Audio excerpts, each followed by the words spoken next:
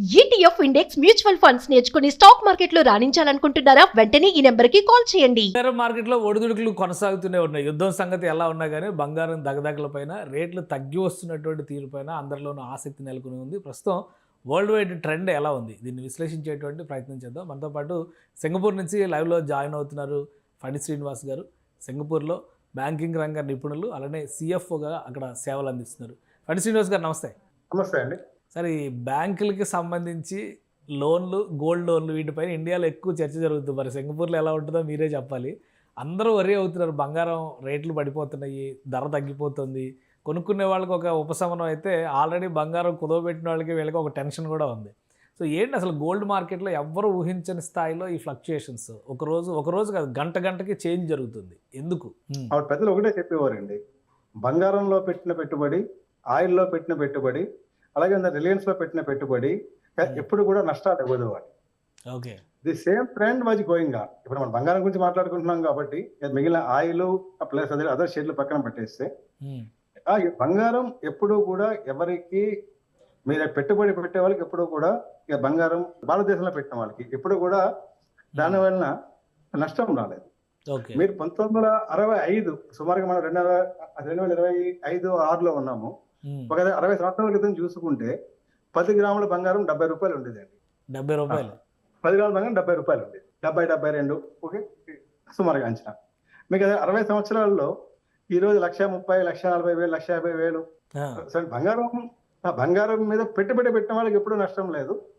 ఈ రేట్లు కిందికి పైకి అనేది అది వోల్టాలిటీ ఉంటుంది అంతవరకు. ఆ వోల్టాలిటీకి మన భారతదేశంలో రేట్లు పడడానికి, రేట్లు పెరగడానికి ఈ రోజు అనుకుంటే కనుక మిగతా ప్రపంచంలో ఆ బంగారం రేటు ఎంత తగ్గిందో రేటు మన భారతదేశంలో అంత తగ్గలేదండి. ఓకే, కానీ అంటే ఒకటి, ఇప్పుడు జనవరి, ఫిబ్రవరి మాసాల్లో పెద్దగా ఏమీ యుద్ధాలు కానీ అనిశ్చితి కానీ ఏమీ లేదు. కానీ ఆ టైంలో దాదాపు 2 లక్షలకు వెళ్ళిపోయింది గోల్డ్. ఇప్పుడు యుద్ధాలు జరుగుతున్నటువంటి సమయంలో కూడా 1,40,000, 1,45,000 పడిపోయింది. అంటే గోల్డ్ ఇంకా పెరిగిపోద్ది అనేటువంటి ఉద్దేశంతో చాలామంది గోల్డ్ని ఒక ఇన్వెస్ట్మెంట్గా ఫీల్ అయ్యి కొన్నవాళ్ళు కూడా ఉన్నారు. సో దాంతో పడిపోయింది కాబట్టి నష్టం అనేటువంటి భయం వాళ్ళలో ఉండొచ్చు. అలాగే ఇంత ఫాస్ట్గా ఎందుకు పడిపోతుంది అనే సందేహం మామూలు సామాన్య ప్రజల్లో ఉండొచ్చు. 1,00,000 వరకు వచ్చేస్తుందంట, అప్పుడు కొనుక్కుందాం అనే ఆశ మరికొంతమందిలో ఉండొచ్చు. సో ఇంత గ్రాడ్యువల్ చేంజెస్, అంటే గతంలో మీరు చెప్పినట్టుగా 60 ఏళ్ల క్రితం 70 రూపాయలు అనేది చాలా గ్రాడ్యువల్గా పెరుగుతూ వచ్చింది. కానీ లాస్ట్ 1 ఇయర్లో మాత్రం 70,000, 80,000 నుంచి నేరుగా 1,60,000, 1,70,000కి వెళ్ళిపోయింది. ఇంత ఫాస్ట్ చేంజింగ్ సినారియోస్ అనేవి కొంత ఆందోళన కలిగిస్తున్నాయి. దీని వెనక ఏదన్నా ఉందా అనేటువంటి భయం కూడా కలిగిస్తున్నాయి. అవునా కాదా? అంటే ఒకటండి, ఎప్పుడైనా సరే ప్రపంచవ్యాప్తంగా యుద్ధాలు ఇటువంటి పరిస్థితులు జరిగినప్పుడు బంగారం రేటు పెరుగుతూ ఉంటుంది.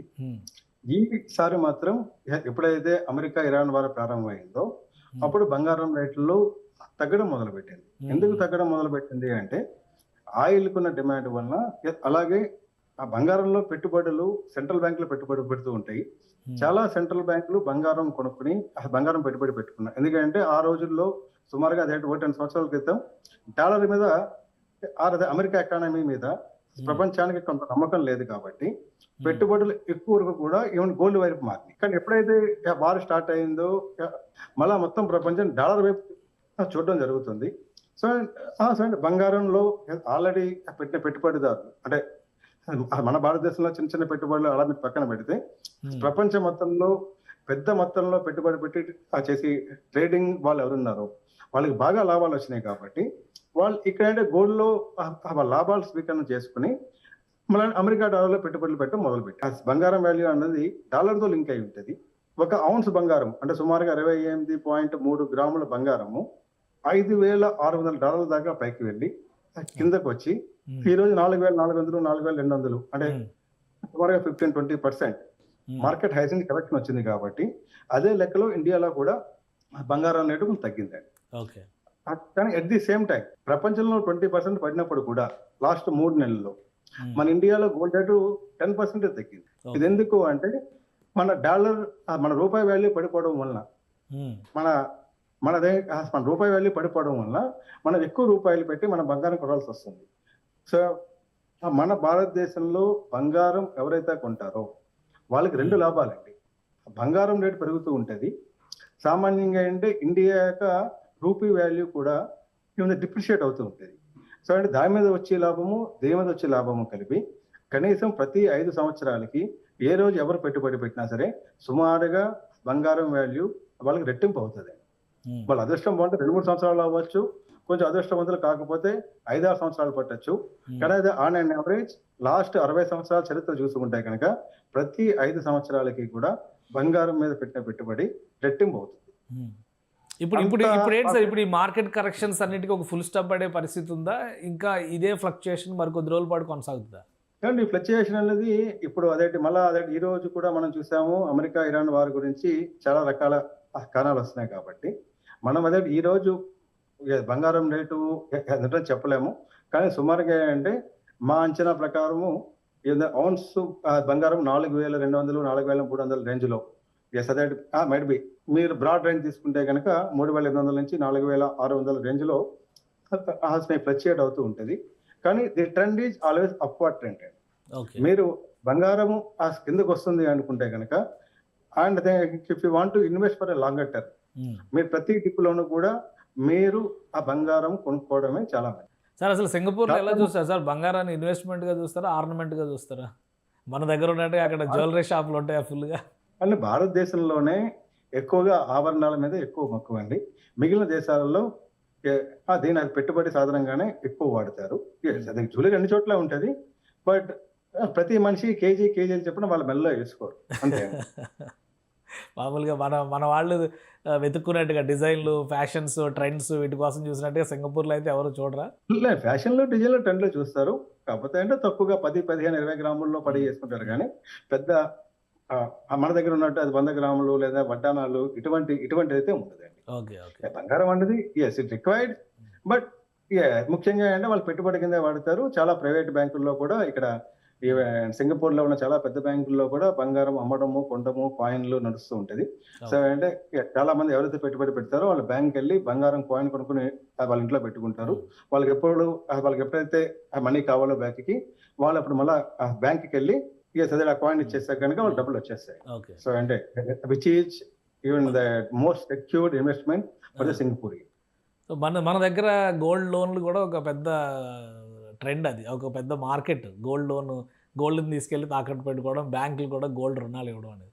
సో ఈ ఫ్లక్చుయేషన్స్ ప్రభావం గోల్డ్ లోన్లు తీసుకునే వాళ్ళు కానీ ఆల్రెడీ గోల్డ్ లోన్స్ మెయింటైన్ చేస్తున్న వాళ్ళపైన కానీ ఎలా ఉండొచ్చు సార్?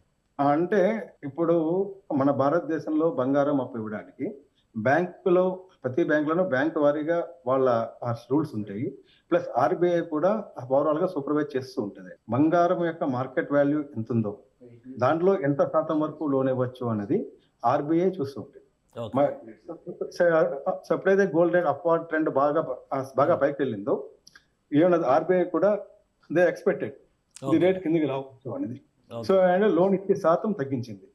సో ఈ ట్రెండ్ వల్ల 10,000 అప్పు తీసుకున్న వాళ్ళకి బంగారం రేటు బాగా పడిపోతే కనుక 1,000-2,000 రూపాయలు కట్టమనొచ్చు బ్యాంకు వాళ్ళు. ఇటువంటి చిన్న పెద్దగా ఉంటాయి. కానీ పెద్ద ఆల్రెడీ అప్పు తీసుకున్న వాళ్ళకి పెద్ద భయపడాల్సిన అవసరం లేదు. Already the central bank has taken what are the precautionary measures. Okay అంటే ఇంకా రిజర్వ్ బ్యాంక్ తీసుకునేటువంటి చర్యల్లో కానీ ఈ గోల్డ్ను, ముఖ్యంగా గోల్డ్ను ఒక ఇన్వెస్ట్మెంట్గా చూసే విషయంలో కానీ ఏమైనా భవిష్యత్తులో ఈ రేట్లు పడిపోవడం వలన సమస్య పెరిగేటువంటి అవకాశం ఉంటుందా? నా అంచనా ప్రకారము గోల్డ్ రేటు పెద్ద ఎక్కువ తగ్గదండి. ఆల్రెడీ మార్కెట్ హైస్ నుంచి నియర్లీ 15-20% కలెక్షన్ వచ్చింది కాబట్టి డౌన్ ట్రెండ్ బాగా తక్కువ ఉంటుంది. ఎక్సెప్ట్ అన్వాంటెడ్ ఇన్సిడెంట్ అయితే తప్పితే అదర్వైజ్ బంగారములో పెట్టుబడి always which is hedging against inflation. ఇప్పుడు వడ్డీ రేట్లు పెరగడము, ఆయిల్ రేట్లు పెరగడము, వడ్డీ రేట్లు పెరగడం వల్ల ద్రవ్యోల్బణం లోన్ పెరిగే అవకాశం ఉంది. కాబట్టి gold is going to give sufficient returns. So అంటే ఈ సమయంలో బంగారంలో పెట్టుబడి పెట్టి ప్రతి చోట ఎక్కడెక్కడ పెరుగుతున్నప్పుడు బంగారంలో పెట్టుబడి పెట్టడం వలన వచ్చేది వాళ్ళకి లాభం కింద తీసుకోవచ్చండి. తర్వాత ఆల్వేస్ బంగారంలో పెట్టుబడి అన్నది ఒక అదర్ అసెట్ క్లాస్. మీరు షేర్లో పెట్టచ్చు, ఇంకో చోట ఇళ్లలో పెట్టచ్చు. బంగారం కూడా ఒక పెట్టుబడి విధానంగా మార్చుకునే వాళ్ళకి ఆల్వేస్ ప్రాఫిట్ ఉంటుంది. అట్లీస్ట్ మన భారతదేశంలో పాస్ట్ ట్రెండ్ మీకు 5 సంవత్సరాలలో మీరు పెట్టిన పెట్టుబడి రెట్టింపు కావాలి అంటే బంగారం అనేది చాలా సేఫ్టీ అండ్ చాలా సురక్షితం కూడా. Right sir, thank you sir విశ్లేషణ అందించినందుకు.